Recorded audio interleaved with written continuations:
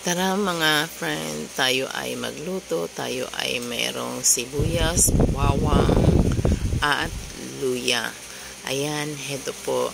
Tayo ay may pangalawang gata. Ilagay na po natin sa ating kawali at buksan na po natin ang ating kalan. Ayan. Ayan po natin kumulo ang ating pangalawang gata at ang ating gulay ay ilagay na po natin. Iyan po ay ang gabi. Yan, hayaan po natin kumulo. At heto po ay ang ating isdang labahita. Ito po ay daing na labahita at binabad ko po sa tubig para matanggal po ang alat. Haluin po natin ang ating gabi. Ayan po, para magpantay po ang luto ng ating gulay. Hayaan po natin na kumulo po yan ang ating gulay. Takpan po natin mga friend para maluto ang ating gulay. At ito po ang ating kakanggata or ang unang gata po na nabili po natin sa palengke. Yan po ay nagkakahalaga na pong 40 pesos. At heto po, tinanggal na po natin ang tubig sa ating daing na labahita. Ayan po. At ilagay na po natin ang ating sahog na daing na labahita. Ayan po.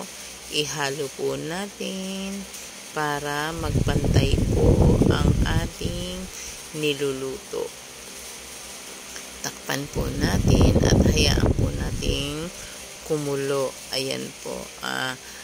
Ang ating pampalasa, ilagay na po natin ang ating pamintang durog. Naglalagay po ako ng pamintang durog sa laing.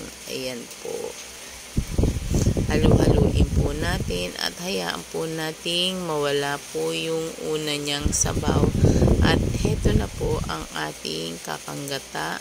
Ay lagyan na po natin ang ating berdeng sili. Kung naisin po ay pwede nyo rin pong lagyan ng pulang sili. Pero ako po ay hindi po ako mahilig sa maanghang. Kaya yan lang po ang aking ilalagay.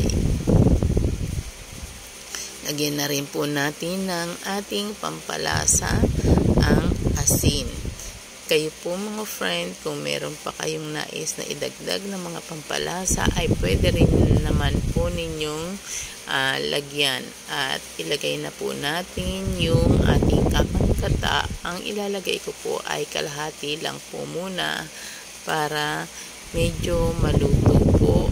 At yung kalahati ay mamaya-maya na po natin ilalagay. Ayan po. Ayan. Ilahat na po natin. Ayan. Ang ating laing. Ayan. Diba? Ang sarap na niya mga friend. Hayaan po natin na kumulo pa ng ilang minuto para maluto po ang ating gata. At heto na po ang ating laing masarap.